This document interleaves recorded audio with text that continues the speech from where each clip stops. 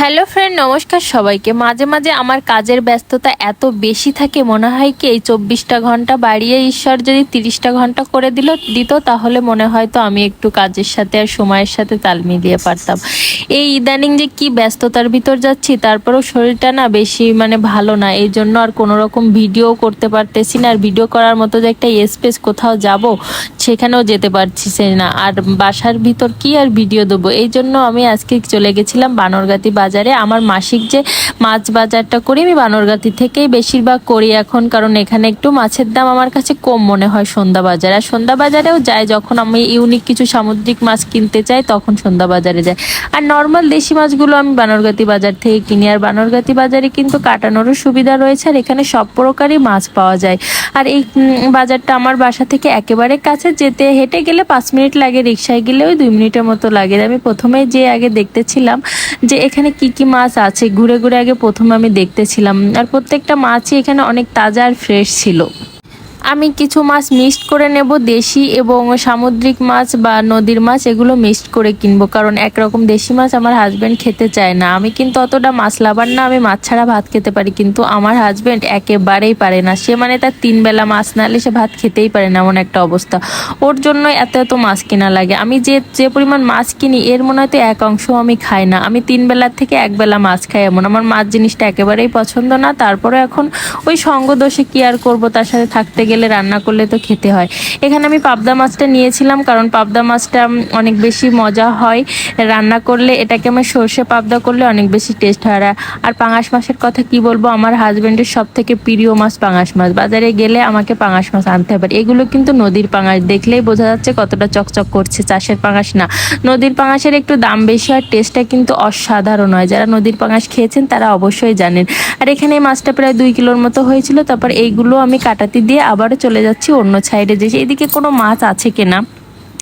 এখানে এসে দেখি ইলিশ মাছ উঠেছে আজকে অনেক রকম, কিন্তু আজকে বাজেট ছিল না বড় ইলিশটা নেওয়ার, তাই মিডিয়াম সাইজের একটা ইলিশ নিলাম। বড় ইলিশের যে দাম 2200 টাকা কেজি, এই জন্য আর সাহস করিনি আজকে একটু অনেক রকম মাছ নেবো, এই জন্য ছোটো একটা ইলিশ নিলাম। তারপর এখানে চলে আসলাম তেলাপিয়া মাছ। তেলাপিয়া মাছটাও আমার হাজব্যান্ডের অনেক বেশি পছন্দ, আমার মেয়েও অনেক বেশি পছন্দ করে।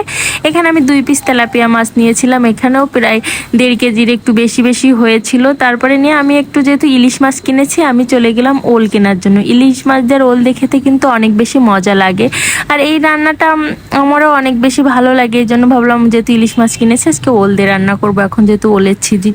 আর সত্যি কথা বলতে কি জানেন, একটা সংসারের সব কিছু যদি একটা মহিলা মানুষ করে, তার যে কতটা প্রেশার আর কতটা ব্যস্ততার ভিতর থাকতে হয়, সেটা যারা করে না তারা বোঝে না। আমাকে ঘরের কাজ, বাইরের কাজ, বাজারঘাট A to Z সব কিছু নিজে হাতে সামলাতে হবে। তারপরে কিছু পাচাদার মহিলা আছে যে বলবে তারা এসে খায় আর সই, তাও বেটির ঢং কত দেখো, নিত্য নতুন পোশাক, নিত্য নতুন জায়গায় ঘুরতে যায়, এর মতো সুখ নেই রে ভাই। যার জায়গায় সেই বোঝে যে সে কতটা প্রেশারে থাকে। আমার জায়গায় যদি আপনি থাকতেন না, আমার হাজবেন্ড আমার সংসারের A to Z, বাজারঘাট তো বাদ দিলাম, সে একটা বিষয়ও মাথা ঘামায় না, কিছু করে না, সমস্তটা আমাকে নিজে হাতে করতে হয়। তাহলে অনেকে ভাবলেন তাহলে সে করে কি, খায় আর শোয় না ভাই, সে তার কাজ করে। সে তার কাজের এত প্রেশার যে সে বাথরুমে পর্যন্ত যেতে পারে না। তার 24টা ঘন্টা কাজের ভিতর থাকতে হয়, সারা রাত জেগে কাজ করে। এজন্য আমি তাকে সাংসারিক কোনো বিষয় প্যারা দিই না। তাকে আমি বলিও না যে 5 টাকা জিনিস আনার জন্য তুমি দোকানে যাও। আমি সমস্ত কিছু হ্যান্ডেলিং করি। আমার বাসা, আমার শ্বশুরবাড়ির সব কিছু, আমার শ্বশুরবাড়ির যাবতীয় সব কিছু আমাকে দেখতে হয়। তাদেরও বাজারঘাট কোথায় কি হচ্ছে না হচ্ছে এগুলোতেও চোখ রাখতে হয় আমার। আর মাঝে মাঝে তো আমি যাই তাদের ওখানে, যেই সব কিছু ঠিকঠাক করে দিই। তারপরে আমার বাজারঘাট তো সবই প্রায় শেষ হয়ে গেল, এখন বাড়ির দিকে রওনা করব। কিন্তু এদিকে আমি একটু লটপটি খুঁজছিলাম সারা বাজার, কিন্তু কোথাও খুঁজে পেলাম না। আজকে মার্কেটে আমি সারা মার্কেট তন্ন তন্ন করে লটপটি খুঁজলাম, কিন্তু কোথাও পেলাম না। বললো যে আজকে এরকম বড় কোনো অর্ডার হয়নি, এই জন্য লটপটি নাই। এ দোকান ও দোকান করতে করতে লাস্টে আমি রিক্সায় উঠে পড়লাম। আর কি করব, ভাবলাম সন্ধ্যা বাজার থেকে বা নিউ মার্কেট থেকে আনিয়ে নেব। আমার ভাই এসেছে, আমার মা এসেছে। আমার ভাই অনেক বেশি লটপটি পছন্দ করে, অন্যান্য মাংসের থেকেও লটপটি অনেক বেশি পছন্দ করে, কিন্তু পেলাম না যখন, তাহলে আর কি করা, বাসার দিকে চলে গেলাম। আর ধন্যবাদ সবাইকে আমার ভিডিওটা দেখার জন্য। আর আমার ব্যস্ত লাইফ আপনাদের কেমন লেগেছে অবশ্যই কমেন্ট করে জানাবেন। আর আপনারাও ভালো থাকবেন।